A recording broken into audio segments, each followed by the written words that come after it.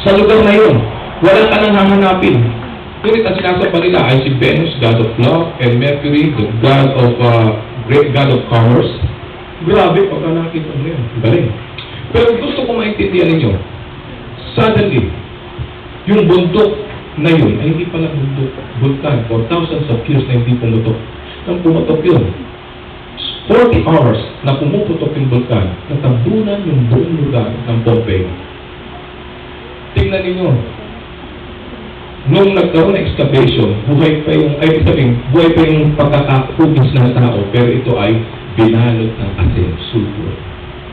At alam nyo, nagulat sila, caught in the act. Hindi po wala pong vulkan dito.